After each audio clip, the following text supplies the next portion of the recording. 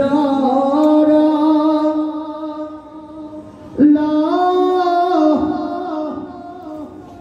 গতে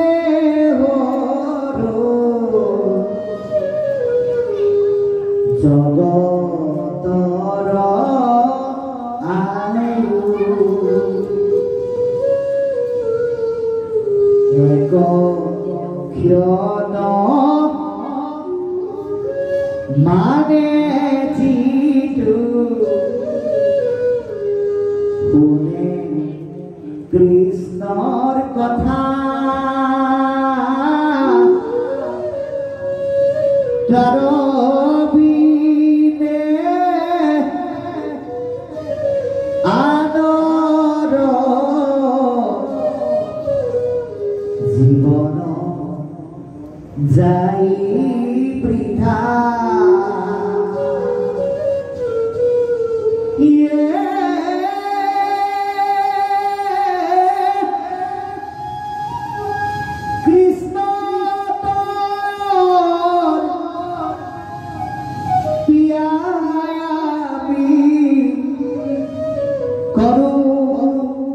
কৰ্ম যত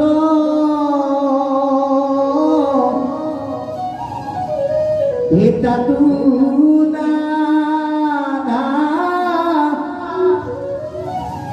পৃথিবী আছে জানিলো মনত এতে কৃষ্ণ চৰিত্ৰ অমৃত শ্ৰৱণ মাত্ৰকে যেন কীৰ্তকৃত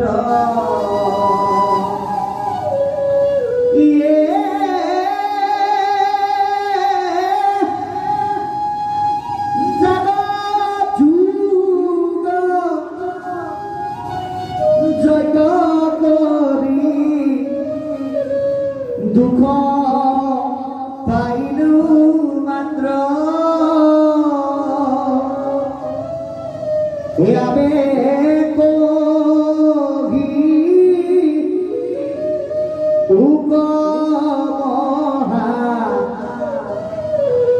ভাগৱত শাস্ত্ৰ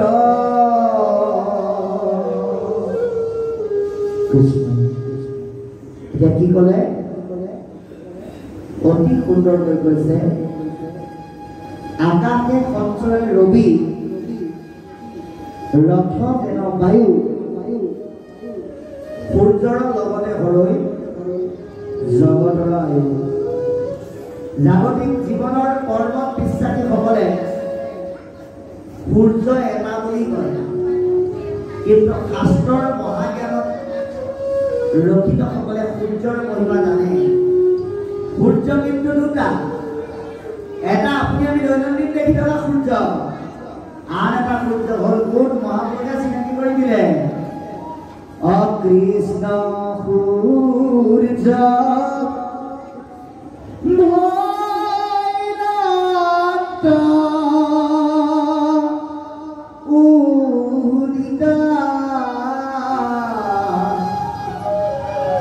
নাম ধৰ্ম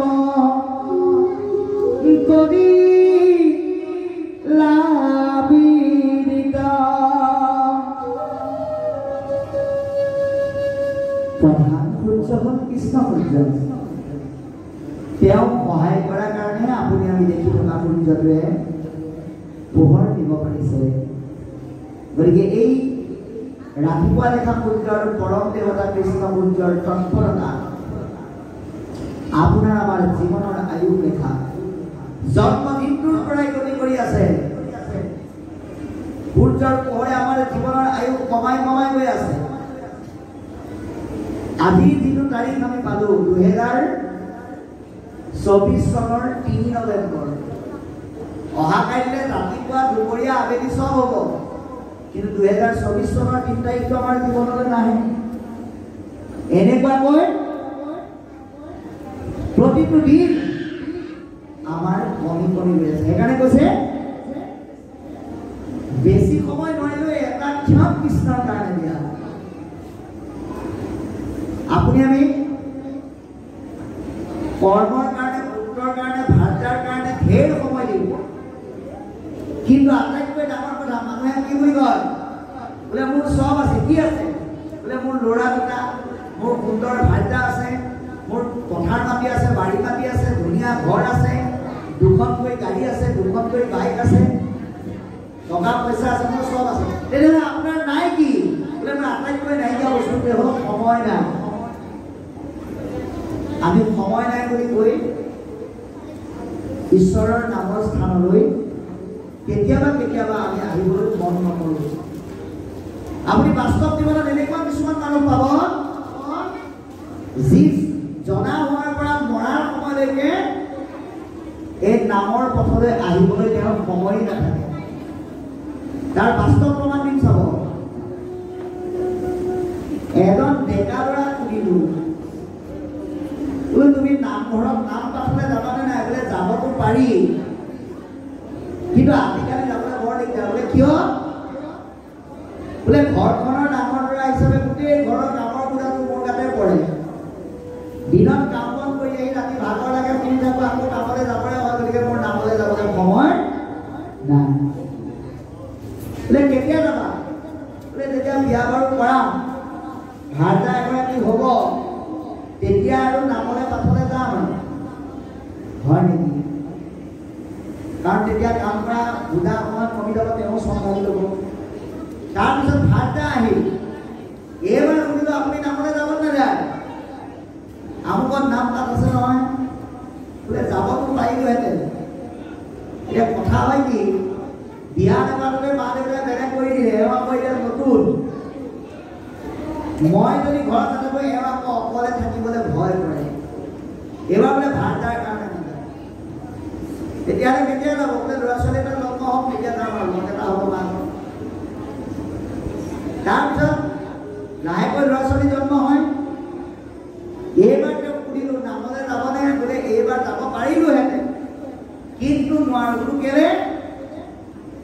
বোলে দিনত হ'লে দুইটা অফিচলৈ ওলাই যাওঁ, মানুহজনীও চাকৰি এটা পালে। ৰাতি হ'লে যদি মই ল'ৰাটো ধৰি দিলোঁ, মাকে ভালকৈ বনাব নোৱাৰে। এবাৰ কেঁচুৱাটোৰ কাৰণে নাযায়। তাৰপিছত যেতিয়া বুঢ়া হৈ যায়, এইবাৰ যাবনে? বোলে এইবাৰো পাৰিলোহেঁতেন, কিন্তু ল'ৰা বোৱাৰী দুইটা অফিচলৈ যায়। চোতালখন ধুনীয়া কৰিবৰ কাৰণে দূৰৰ পৰা বগাই পেলাই আনি ফুল পুলি কেইটামান ৰৈছে। দিনত হ'লে মই ঘৰখন চাব লাগে, ৰাতি হ'লে ল'ৰাটো অফিচৰ পৰা আহি ক'ৰবালৈ ওলাই যায়। নাতিটোক যদি মই ধৰি দিলোঁ, বোৱাৰী গোটেই ভাতকে বনাব নোৱাৰে। গতিকে তেওঁৰ জীৱনটো সময়ে নোলায়। শাস্ত্ৰই কৈছে, যিজনে জীৱনত এনেকৈ কামৰ দোহাই দি নামলৈ যাবলৈ সময় নাপায়, সেইজনেহে আটাইতকৈ দুখীয়া, যিমান ধন থাকে। আমি ইমানেই দুৰ্ভগীয়ানে, আমি ইমানেই কৰ্মপটুনে, নামলৈ বা ভক্তি স্থানলৈ যাবলৈ আমাৰ সময় নাই। কিন্তু ভোগ বিলাসী আনন্দ কৰা অনুষ্ঠান এটা যদি হয়, তালৈ যাবলৈ আকৌ সময় পাৰিলে অফিচৰ পৰা মেডিকেল লিভ লৈ ল'ব। সেই অৱস্থাই গুৰুজনাই দি থৈ যোৱা সংস্কৃতি পথাৰখনৰ কঠীয়া সিঁচা ব্যক্তিৰ কিন্তু অভাৱ কৰিব না। ইমান সুন্দৰকৈ আমাক ভক্তিৰ এক মহিমামণ্ডিত জাতি সমাজ হিচাপে আমাক চহকী কৰি থৈ গৈছে। যদি আমি উপযুক্ত হিচাপে এই পথাৰলৈ অহাৰ সময়ৰ অভাৱত যদি আমি নাহোঁ, তেতিয়াহ'লে এদিন সেই ডক্টৰ ভূপেন হাজৰিকা দেৱৰ গানটো কিন্তু আখৰে আখৰে লাগিব। কিন্তু তাক আমি নালাগিবৰ কাৰণে কি কৰিব লাগিব? আমি অসমীয়া নহওঁ দুখীয়া, কিহৰ দুখীয়া হওঁ? সকলো আছে, সকলো আছে, নিচিনো নলওঁ। আমাৰ কি নাই? খালি আমি সময়ৰ দোহাই বিলাক গুৰুত্ব নিদিওঁ। সেইকাৰণে এতিয়া পদে পদে হেৰা বেছি সময় নালাগে, গুৰুজনাৰ সংস্কৃতিৰ কাৰণে, ভক্তিৰ কাৰণে, ভাগৱতৰ কাৰণে, কৃষ্ণৰ কাৰণে তুমি বেছি সময় দিব নালাগে, অন্ততঃ এটা ক্ষণ দিয়া। এতিয়া আপুনি এটা কথা ভাবক, ধৰি লওক আপোনাক ভাগৱতলৈ গৃহস্থই নিমন্ত্ৰণ কৰিছে আৰু আপুনি শুনিলে বোলে ভাগৱত কেইটালৈকে হ'ব, বোলে আমি 6:45 আৰম্ভ কৰিম আৰু 9:45 বা 10 বজাৰ ভিতৰত আমি শেষ কৰিম। আপুনি যদি ভাবিলে বহুত সময় হ'ব লাগিব, তথাপিতো যাওঁ, গৈ পেলাই যেনিবা আপুনি বহি পেলাই অকণমান সময় শুনাৰ পিছত আপুনি ঘড়ীটো চালে বোলে কেইটা বাজিল, বোলে 8:15। আপোনালোকে নিজৰ মোবাইল চাওক, এতিয়া 8:15। মনতে ভাবিলে সকলোৱে শুনক, আমি যিখন শুনিছোঁ আমাৰ কাৰণে সেয়াই যথেষ্ট, গতিকে অকণমান আজিলৈ উঠিছোঁ এই বুলি যদি আপুনি গুচিও যায় এতিয়া অপৰাধ নাই। কিন্তু আপুনি যদি ইয়াত গৈ পেলাই ভাবে ইমান দীঘলীয়া হৈছে কেতিয়া সামৰিব, এনেকৈ লাগিলে আপুনি 10 ঘণ্টা শুনি থাকিলেও কামত নাই। সেইকাৰণে পদে আমাক এটা কিয় হ'লেও শুনিবলৈ কৈছে। কৃষ্ণৰ অৰ্থে আমি কৰো কৰ্ণদত্ত, তাতো নানা বিঘিনি আছে জানিলো মনত। কৃষ্ণ অৰ্পণ কৰা কৰ্মৰো বিঘিনিযুক্ত হৈ যায়। কেনেকে হয়? যদি আপুনি কৃষ্ণক অৰ্পণ কৰিলে মনতে ভাবিছে যে মোৰ সমান নাম গাব পৰা, সুৰ লগাই নাম গাব পৰা আৰু এই গাঁও নাই, মুখেৰে নগলেও মনেৰে ভাবিছে মোৰ সমান পাঠ কৰিব পৰা, মোৰ সমান ব্যাখ্যা কৰিব পৰা, মোৰ সমান দীঘলীয়া কৰিব পৰা, মোৰ সমান ৰান্ধিব পৰা এই অঞ্চলত নাই। গতিকে গৃহস্থই মোক দস্তাত পাবলৈ দিছে আৰু গৃহস্থই কৈ থৈ গৈছে যে আপুনি গ'লেহে আৰম্ভ হ'ব। দস্তাত পাবলৈ দিছে, আপুনি মনতে ভাবিলে মলেতো ৰৈ থাকিব, গতিকে মই 11টাত পামগে এই বুলি যদি আপুনি আহে, ভগৱন্তই কৈছে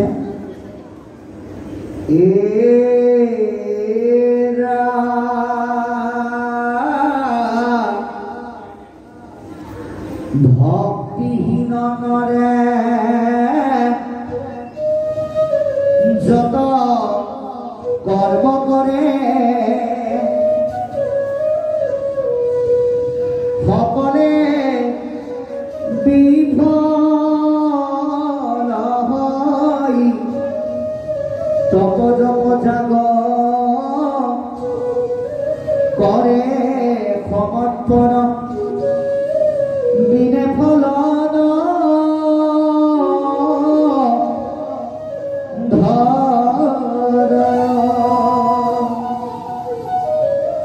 গতিকে আমি যদি ভগৱন্ত কৃষ্ণ অৰ্পণ কৰি নিদিওঁ মনটো দাস্য ভাৱনাৰে, তেতিয়াহ'লে কিন্তু এই ভাগৱতৰ ৰসে আমাক কেতিয়াও ক্ৰিয়া নকৰিব। জীৱন অৰ্পণ কৰিলেও কামত নাহিব, যদিহে কেৱল অহংকাৰ থাকে।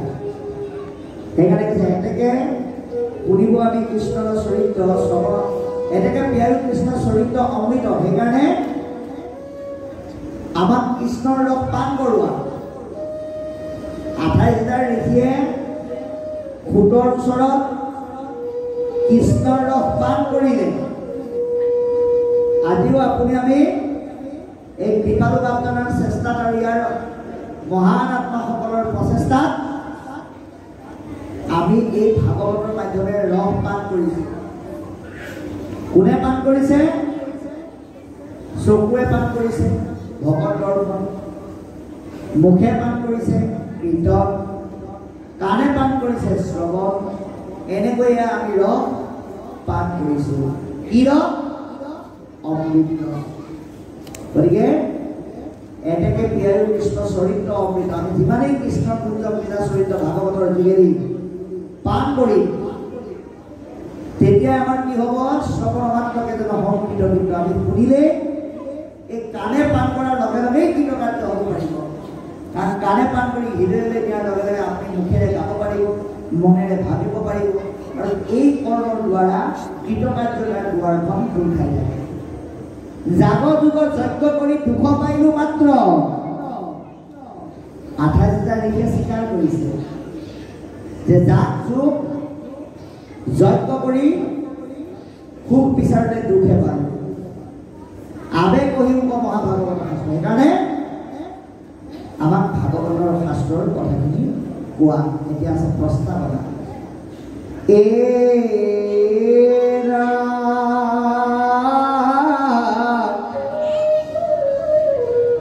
কৃষ্ণ কথা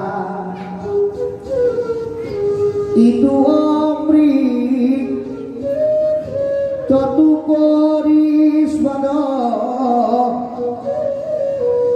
শুনো শুত সুখ পৰি ইতৰ সংবাদ যাৰ পুৰা চলে আতি আকাশৰ পথে সসাগৰা পৃথিৱী নীলায় একেলগে জম্বুদ্বীপ পতি পৰি শীত মহাবীৰ তৰুণকা লতে কেনে তেজিলা শৰীৰ ভিত যেন খাতে পৃথিৱীৰ ৰাজা যত কৃষ্ণৰ ভকত এতে মহাভাগত হৰিস্মৰি কৰিলা যি মতে তৰু ত্যাগ কহিউতা হান জন্ম সুত মহাভাগ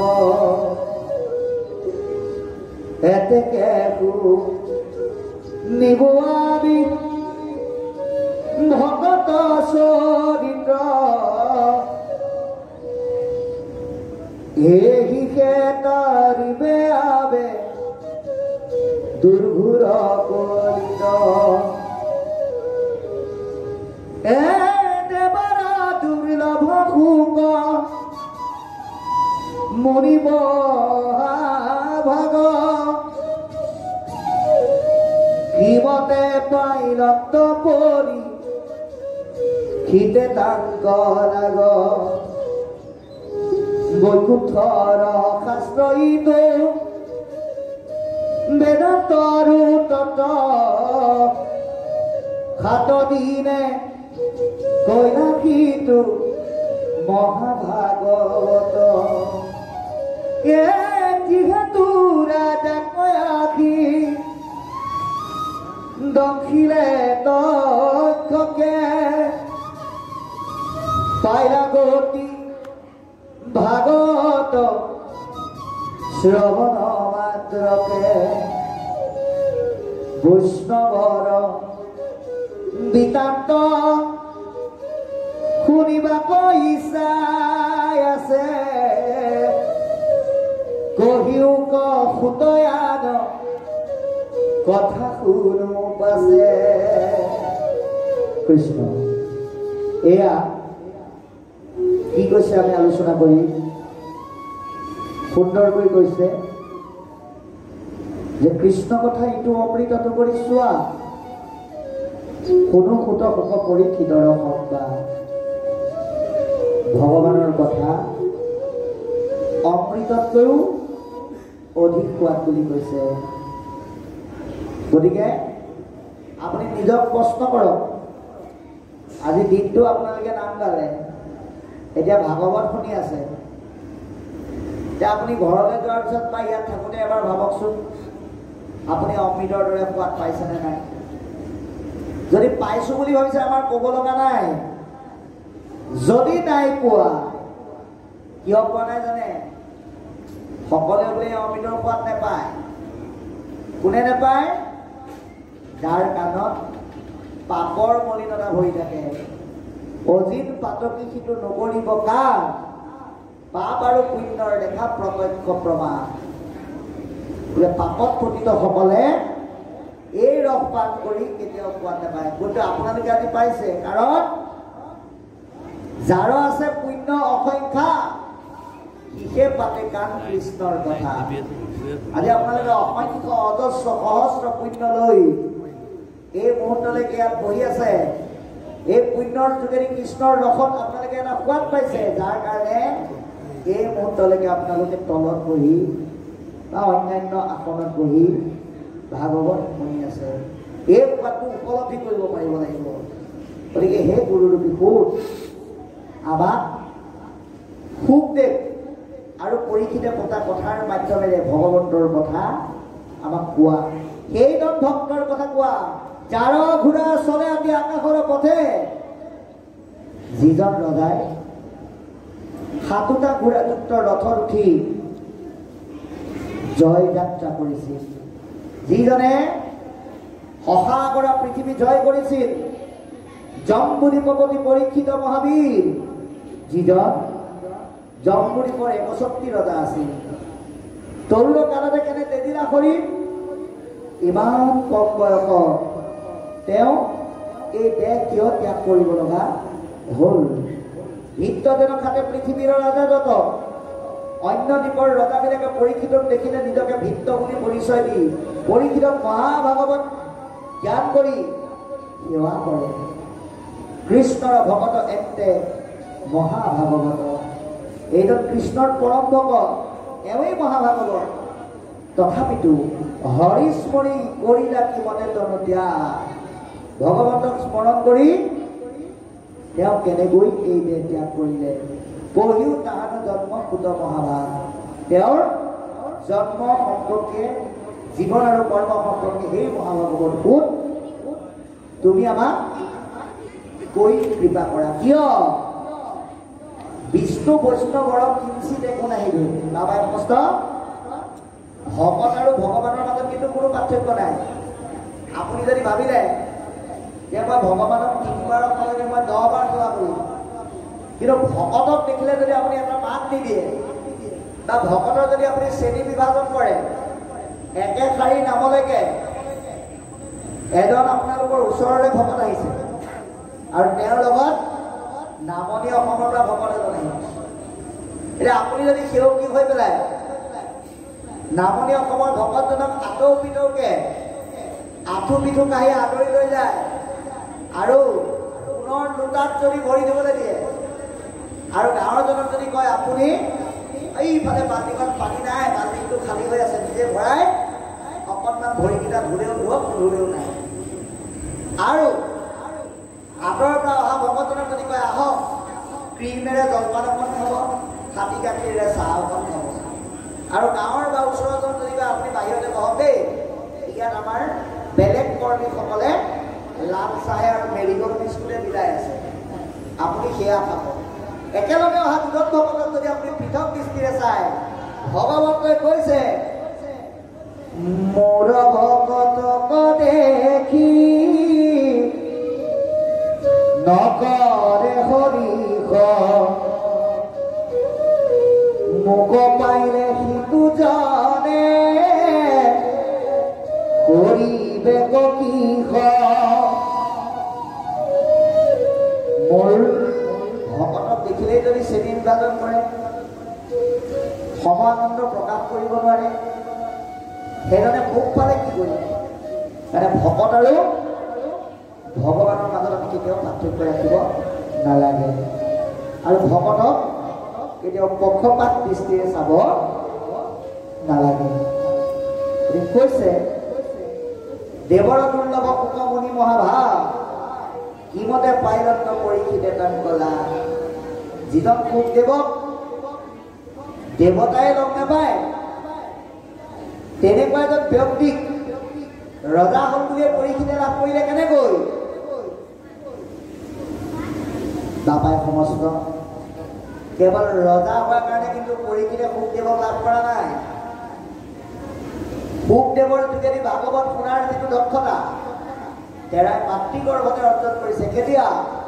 উত্তৰাৰ গৰ্ভত যেতিয়া অস্বস্থমাই গৰ্ভ নষ্ট কৰিবৰ কাৰণে অস্ত্ৰ নিক্ষেপ কৰিছিল, ভগৱন্তক উত্তৰাই স্তুতি কৰিলে, উদৰাস্তুতিত সন্তুষ্ট হৈ ভগৱন্তই উদৰাৰ উদৰত প্ৰৱেশ কৰি অমৃত দৃষ্টিৰে চাই পৰীক্ষিতক জীয়াই তুলিলে। ইটো কোন বুলি ভৈৰন্ত আশ্চৰ্য। এইটো কি দৃষ্টি দেখিলো বুলি পৰ্বতে পৰীক্ষিত ৰজা আচৰিত হ'ল আৰু কৃষ্ণ দৰ্শনৰ দ্বাৰা তেওঁ ভাগৱত জ্ঞান লাভ কৰাৰ যোগ্যতা অৰ্জন কৰিছিল। কেৱল ৰজা বা বৈষ্ণৱ হোৱাৰ কাৰণে নহয়, এই উত্তৰটো পোৱাবৰ কাৰণে এই 28টা ঋষি আমাক প্ৰশ্ন কৰিছে। 2 বৈকুণ্ঠৰ শাস্ত্ৰইটো বেদান্তৰ তত্ত্ব, 7 দিনা কৈলে এইটো মহাভাগৱত। এই ভাগৱত কি? বৈকুণ্ঠৰ শাস্ত্ৰ, বেদান্তৰ সাৰ। 7 দিনত কেনেকৈ কৈ শেষ কৰিলে বুলি কৈছে। আচলতে পৰীক্ষিতে শুনা 7টা দিন আছিল নিৰ্দিষ্ট, পৰিসীমাত সীমাবদ্ধ। এই 7টা দিন পৰীক্ষিতৰ মাধ্যমেৰে আপোনাক আমাক দিছে। সপ্তাহৰ আপোনাৰ দেওবাৰৰ পৰা শনিবাৰলৈকে, দেওবাৰ, সোমবাৰ, মঙলবাৰ, বুধবাৰ, বৃহস্পতিবাৰ, শুকুৰবাৰ, শনিবাৰ, এই 7টা দিন আমি যাতে কৃষ্ণ কথা নুশুনাকৈ যাতে আমাৰ পাৰ নহয়। আৰু 12টা স্কন্ধ কিয় দিলে? এবছৰত 12টা মাহ, এসপ্তাহত 7টা দিন। এই 7 দিন 12টা মাহত যাতে আমি ভাগৱতৰ মাধ্যমেৰে কৃষ্ণৰ লগ যাতে আস্বাদন কৰিব পাৰোঁ সৎসংগৰ যোগেদি, তাৰ কাৰণে আমাক এয়া প্ৰদান কৰিছে। গতিকে কৈছে কিহেতু ৰাজাগৰাকী দক্ষিণে তক্ষকে, কি কাৰণত পৰীক্ষিত ৰজা তক্ষকে দংশন কৰিলে। অকল পৰীক্ষিতকে তক্ষকে দংশন কৰা নাই, আপোনাক আমাক শুনিবলৈ এডাল মৃত্যুৰূপী কাল সৰ্প ৰৈ আছে। চেগচাৰি কোনোদিনা খুন্দিবে কৰাগে, কোনদিনা ফুটে আমি কিন্তু কেতিয়াও নাজানো। এই সৰ্পৰ পৰা হাত সাৰিবলৈ 7 দিন সময় সৎ ব্যৱহাৰ কৰক। 100 বছৰত পোৱা 7 দিন সময়। গতিকে কৈছে যে বৈষ্ণৱৰ বিদান্ত শুনি বাক ইচ্ছা আছে। আমাৰ বৈষ্ণৱৰ বিষয়ে আৰু ভগৱন্তৰ বিষয়েহে শুনিবলৈ ইচ্ছা আছে। কহিও পুত হে গুৰুৰূপী সুত, তুমি আমাক কোৱা, আন কথা কোনো পাছে। গতিকে আন কথাবিলাক আমি পিছে পৰেও শুনিম। ইয়াৰ পিছত লিখিছে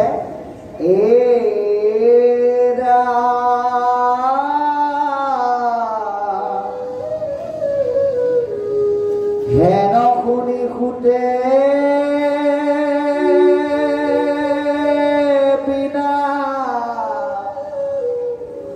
অন্তয় অৱনত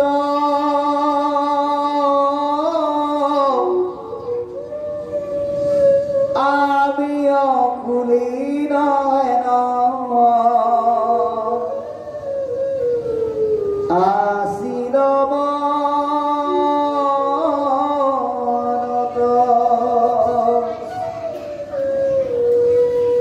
তোমার প্রশ্নে বইল আজি হি পবিত্র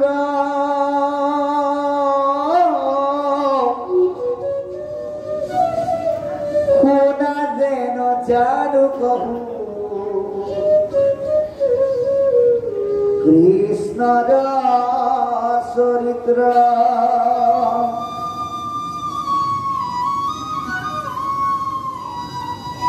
অবশেষে কথা কোনে কহিবে স্বরূপে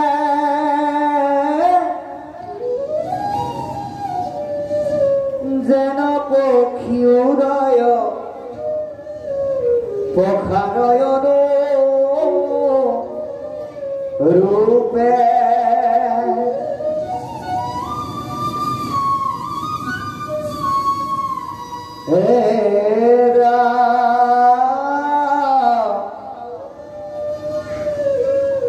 সেই মতে যত মানে লয় মোৰ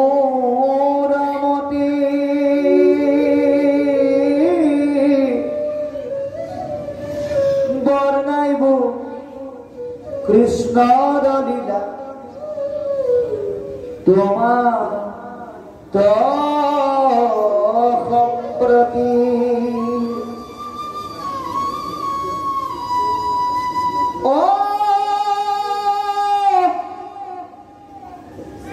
গ্ৰাম্য কথা পঠনে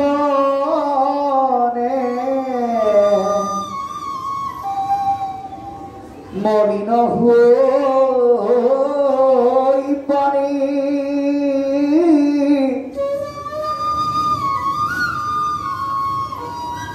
তাক শুদ্ধ কৰা কৃষ্ণ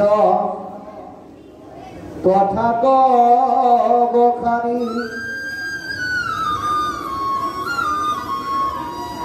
কৃষ্ণ চৰি তত মূৰ মহা লাভ আছে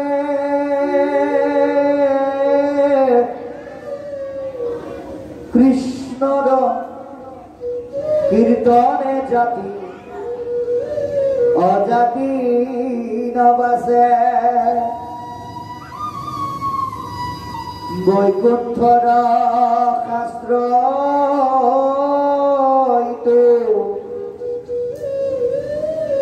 মহাভাগত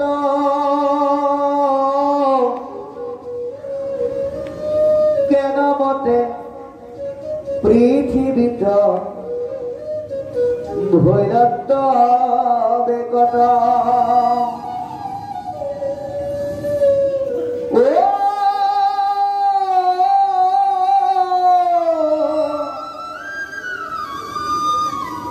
কিমতে কৰিলা শাস্ত্ৰ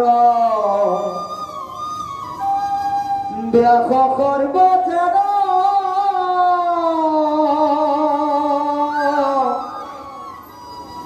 প্রথমে হরিক স্মরি শুনা সাবধান কৃষ্ণ 5 মিনিট বিরতি লৈছো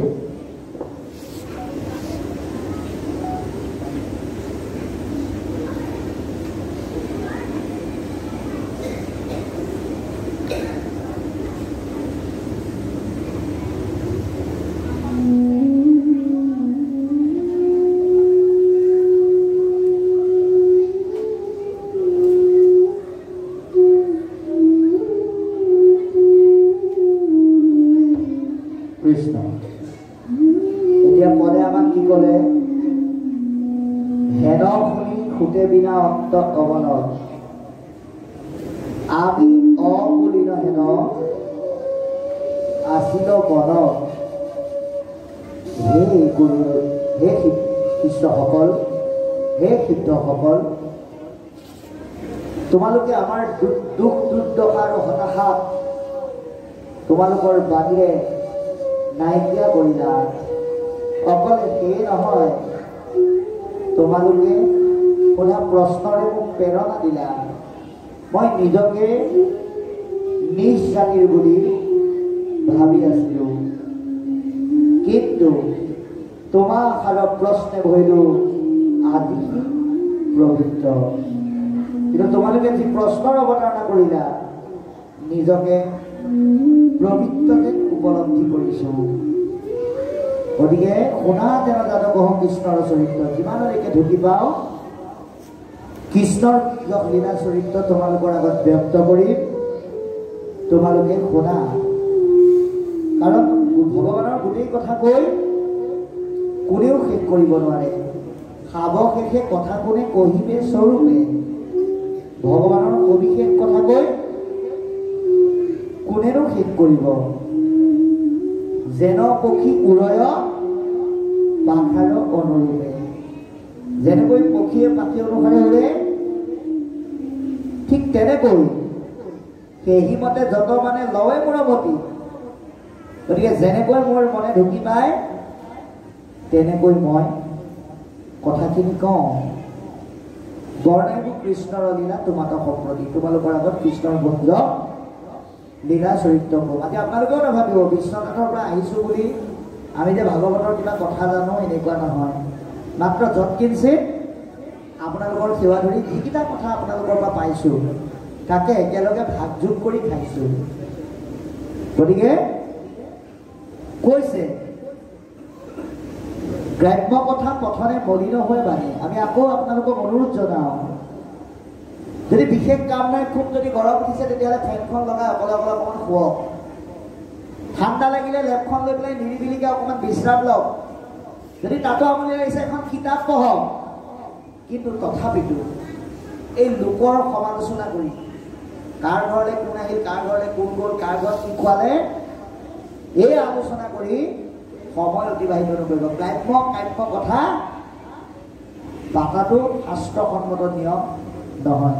আৰু আপোনালোকে চাওক, নন্দ আৰু বসুদেৱ যেতিয়া লগ হৈছিল তেতিয়া দুয়োজনে কিন্তু প্ৰিয় আলাপ কৰিছিল, কৃষ্ণ কথাহে পাতিছিল। এতিয়া আপুনি আমি লগ হ'লে কি পাতো? বোলে ঘৰৰ ক'ৰ পৰা আহিলা, ঘৰৰ পৰা আহিলা নে? বোলে অঁ। ঘৰত ভালনে? বোলে ভালেই। ল'ৰাটো চাকৰিটো হ'লগৈ নাই? ছোৱালীজনী চাকৰিটো প্ৰাইভেটে হৈছিলে, এতিয়া পাৰ্মানেণ্ট হ'লনে? এনেকুৱা ধৰণৰ কথাবিলাক আমি পাতিব লাগে, কিন্তু বেছিকৈ পাতোঁ। কিন্তু যিটো কথা পাতিব নালাগে, যিটো কথা আমি পাতিব লাগে, সেই কথাটো আমি নাপাতোঁ। সেইকাৰণে কৈছে যে গ্ৰাম্য আৰু কাম্য এই কথাবিলাক আমি যিমান পাৰি এৰাই চলিবলৈ যত্ন কৰিব লাগে। সেইকাৰণে পদবদ্ধে সিদ্ধান্ত দিছে, কৃষ্ণ চৰিত্ৰত বোৰো মহালাভ আছে। এতিয়া আপুনি আমি ৰাতিপুৱা বজাৰলৈ ওলাই গৈ 30 টকা কেজিকে আলু কিনি পেলাই 60 টকাকৈ বেচিলোঁ, 30 টকা 30 টকা লাভ কৰিলোঁ, সেইটো হ'ল লাভ। কিন্তু এই যে সন্ধিয়া 6:45 পৰা এই মুহূৰ্তলৈকে, এই 8:42লৈকে আমি যে কৃষ্ণৰ ৰস খালোঁ, এইটো হ'ল আমাৰ মহালাভ। পাৰ্থক্য সেইটোৱে। গতিকে কৃষ্ণ কথাত মহালাভ আছে, আন কৰ্মত দেহৰ লাভ আছে। সেইকাৰণে আমি মহালাভ থকা ৰসৰ আশ্ৰয়ত বেছিকৈ কৰিব লাগে। বৈকুণ্ঠৰ শাস্ত্ৰ এইটো মহাভাগৱত।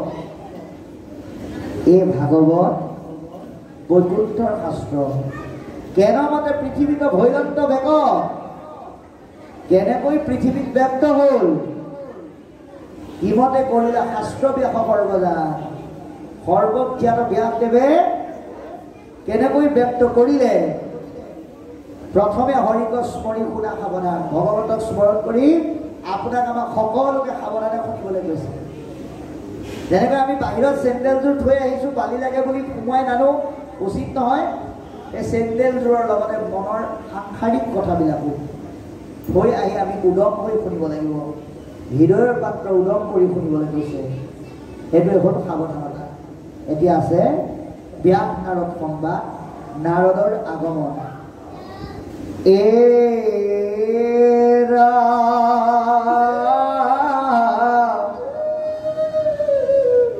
দীনে কপুৰ বত পৰা খবৰ কুত ঋষি বদৰিকা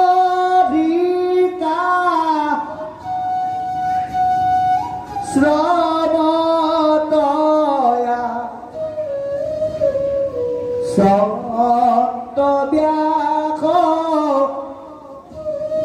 বহি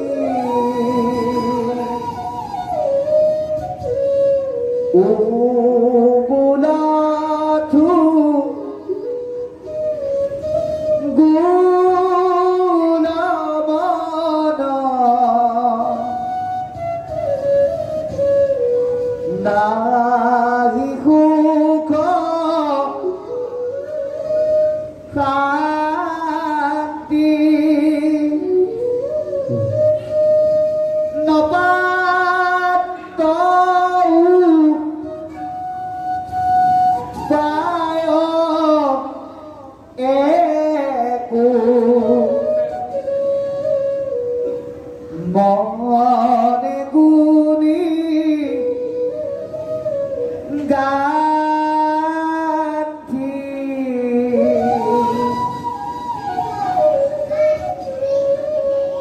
ব্ৰহ্ম জ্ঞান চিত্ততে মনত নাহি সুখ নজানত কৃষক মনত মিলে দুখ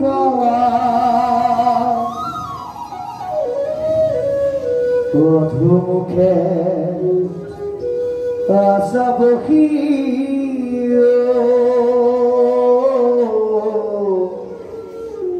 হয়ানি শবদ সেই বেলা তৈতে আহি মিলিল নাৰদ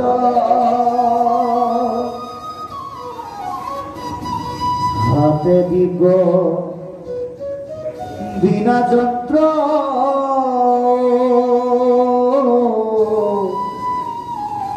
মুখে মনাব হৃদয়ত কৃষ্ণমূর্তি স্ফূর্তি অবিশ্রাম প্রেমে দ্রব শীততি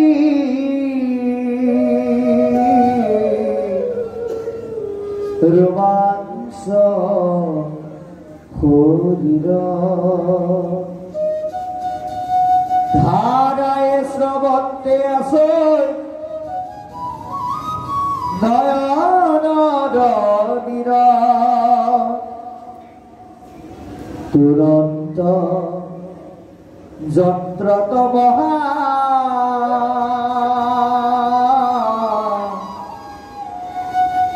হরির চরিত্র নারদক দেখি ব্যাস ঋষি চকিত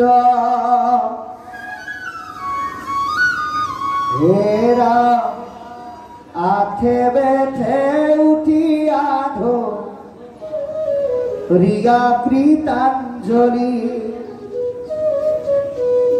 পৰম গৌৰৱে ঋষি কৰিলা কেৱলি দিনন্তয়া প্ৰণয়ানি বহিবাৰতৰে পাইত অৰ্ঘে গন্ধে ধূপে পুজিলা সাদৰে প্ৰদীপতে পুছিলা কুশলয়া গমন নাৰদু পুছিলা পাছে ব্যাসকু বচন কৃষ্ণ এয়া আমাক কি ক'লে আমি আলোচনা কৰি সুন্দৰকৈ কৈছে দিনেক পূৰ্বত পৰা সৰসুত ঋষি এই পদৰ দ্বাৰা আমি ব্যাসদেৱৰ দেউতাকৰ লগত আমি চিনাকি হ'ল ব্যাসদেৱৰ দেউতাকৰ নাম হ'ল পৰাশৰ মুনি পৰাশৰৰ পুত্ৰ ব্যাসদেৱে কি কৰিলে বদৰিকাশ্ৰমত আচন্ত ব্যাস বসি বগৰী গছৰে পৰিপূৰ্ণ হৈ থকা আশ্ৰম হোৱা হেতুকে সেই স্থানখনক বদৰিকাশ্ৰম বুলি কৈছে বগৰী সংস্কৃত শব্দটো হৈছে বদৰী গতিকে সেই আশ্ৰমতে ব্যাসদেৱ বহি আছে কেনেকৈ বহি আছে উগুল থুগুল মন নাহি সুখ শান্তি নপান্ত উপায় একো মনে কৰি নাথাকে এইটো কেতিয়াবা আপোনালোকৰো হয় সমাধান কৰিব নোৱাৰা সমস্যাই যেতিয়া জোৰা মাৰি জুগুৰি দি ধৰে যেনে বোলে আঘোণমহীয়া পথাৰত 3 বিঘা মাটি বোকা দিলোঁ, ৰুবলৈ কিন্তু ৰোৱনী নাই। হাল বাবলৈ পৰহিয়ে ট্ৰেক্টৰ মাতি থলোঁ, ট্ৰেক্টৰ কালি আহিল কিন্তু আজি নাই। আৰু কাৰোবাক বহু টকা ধাৰ দিলোঁ, ঘূৰাই দিয়া নাই, আকৌ কাৰোবাক দিবলৈও আছে। এনেকুৱা নানানটা চিন্তা যেতিয়া আপোনাক জুমুৰি দি ধৰিব, সেই সময়ত আপুনি কাৰো লগত কথা পাতিবলৈ মন নাযায়। তেতিয়া আপুনি সদায় বোলে দুটা স্থানেই বিচাৰে, কি কি বাৰু? হয় পিৰালি এটা চুপ, নহয় আচুতীয়া পিঠা, যাতে নিৰিবিলিকে কিবা এটা ভাবিব পাৰে। বিয়াত দেখোঁ তেনেকুৱাই, উগুল থুগুল মন সুখ শান্তি নাই, বদলিকা শ্ৰমত আমত যিমানকে তেওঁ বহি আছে, কিন্তু ভাবি চিন্তিও কোনো ধৰণৰ উপায় বিচাৰি পোৱা নাই। কৈছে ব্ৰহ্মজ্ঞানৰ চিন্তনতে মনত নাহি সুখ। যিজনে ব্ৰহ্মক চিন্তা কৰিলে সুখ অনুভৱ কৰে, সেইটোৱে ইমানেই তেওঁ অস্থিৰ হৈছে, মনলৈ কোনো সুখ শান্তি আনিব পৰা নাই। গতিকে নজানন্ত কৃষক মনত মিলে দুখ। তেওঁ নিজেও নাজানে মনলৈ কিয় ইমান দুখ আহিল। গতিকে কৈছে অধুমুখে আচাবসী ভয়া নিশবত, সেই বেলা দৈতে আঁকি মিলিলত নাৰদ। তললৈ মুখে বহি আছে, তেনেকুৱাতে নাৰদ আহি উপস্থিত হ'ল। এতিয়া আপুনি আমিও আমাৰ সাংসাৰিক জীৱনত সৃষ্টি হোৱা সমস্যাবিলাক আপুনি কেতিয়াও আন এজন সাংসাৰিক লোকৰ লগত কেতিয়াও শ্বেয়াৰ নকৰিব। সদায় জ্ঞানীজনৰ লগত, গুৰুজনৰ লগত, সাধুৰ লগত আলোচনা কৰক।